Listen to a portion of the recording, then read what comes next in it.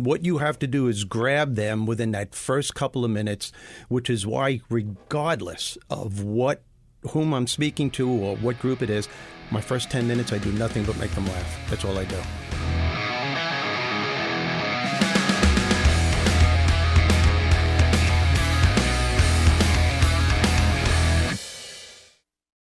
We give a very warm welcome to Steve Rizzo. Steve, how are you today? Thank you very much for having me. I'm doing great. I have to say that. I'm a motivational speaker, so the pressure's on. I'm doing good. Oh, please. Now, tell us a little bit about yourself. You're obviously a great, sought-after comedian. You share the stage with so many high-profile comedians, executives, etc. Tell us a little about your journey. Well, I did stand-up comedy for close to 25 years and headlined all the clubs and theaters throughout the country. A lot of my opening acts were Drew Carey and Dennis Miller and Rosie O'Donnell, and the list goes on, Ron White and all the heavy names. And there was a point in my career where I started realizing that my opening acts were getting all the big breaks and I wasn't. And I couldn't understand why I wasn't. And I came to the harsh reality that I had a fear of success and failure. So opportunity was knocking. I was just afraid to open up the door. So what I did was I went on a self-help quest to better myself. And I read every book that you could possibly think of, went to Tony Robbins seminars. And throughout the years, a shift started taking place within me. My attitude was changing. My belief system was like 100%. And ironically, that's when the entertainment industry was very interested in me, but I was losing interest in them, and I started going into the motivational thing. So the tools that I use to turn my life around are the common sense success strategies to turn my life around are the very tools I use when I speak to my corporate clients today. Now, what was the largest group you ever addressed? 10,000 people. Wow. 10,000 people. And that's what I love about it, because sometimes I'm speaking for 20 people, sometimes it's hundreds, sometimes it's thousands, and sometimes it's like 5,000, 10,000 people. And what techniques are different? It's a different vibe. Regardless of the size of the audience, I think one of the keys to my success is that the compliments that I would get is that I felt comfortable. I didn't feel like you were talking at me. I get compliments like, no matter how big the audience is, it felt like you were in my living room just talking to me and were relating stuff to me. So I try to make it as personal as I possibly can. However, when you're speaking for 10,000 people, that's a pretty big living room. So, so it's a different vibe.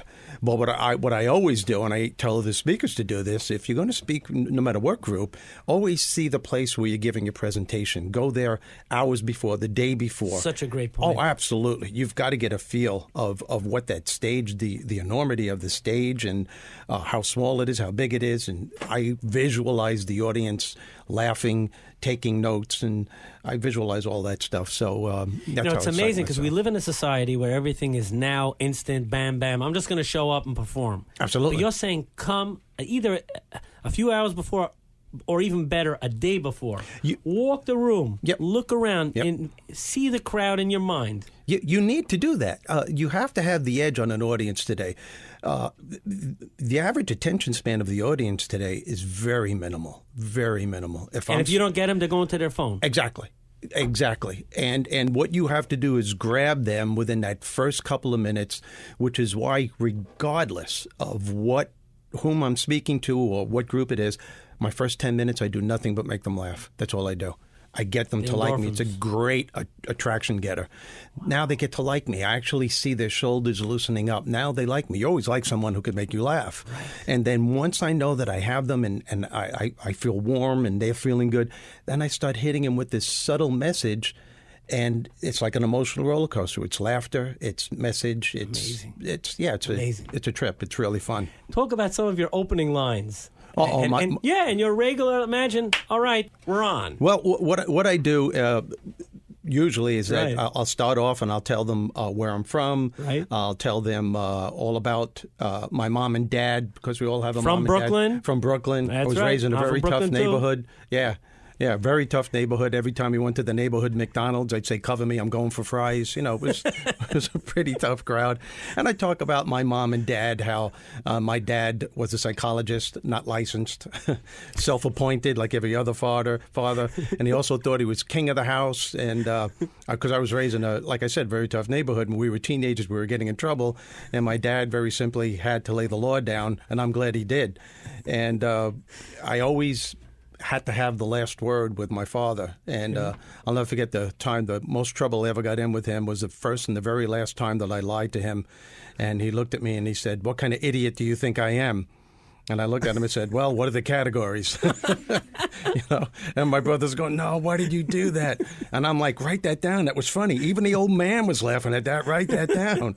So it's stuff like that. So I get them to tell my little stories and my little things, and they get to like me. It's my perspective of my life. Wow. And that's how you open up and soften the crowd. Yeah. Now, yeah. when do you usually get into the story about your kid, when you were training, and your kid, who is an incredible impersonator, your son? Oh, my son is... Let's talk about that. Well, that's a shit. And that's true, because if you have children, one of the coolest things about having kids is that I love how they grow up to be just like you. Okay. And my son... to this day thinks he's a comedian. He doesn't do it professionally. But when he was in elementary school, we had a major problem because he kept making people laugh and he was funny, but he didn't know when to stop. And could you say over the story? He was interrupting the classroom and he kept thinking he was on stage and I didn't know what to do. As a matter of fact, one time he came home from school. I said, "Hey, how was school?" He said, "Good crowd, good crowd." I said, "Don't get smart with me." He said, "Whoa, don't worry. I don't want to confuse you." And it's that type of thing. And he's a good kid, though. Yeah, he's a good kid. 77 WABC Radio presents Mind Your Business, hosted by founder and president of Bottom Line Marketing Group, Yitzhak Saflis. Mind Your Business focuses on business and marketing strategies for success.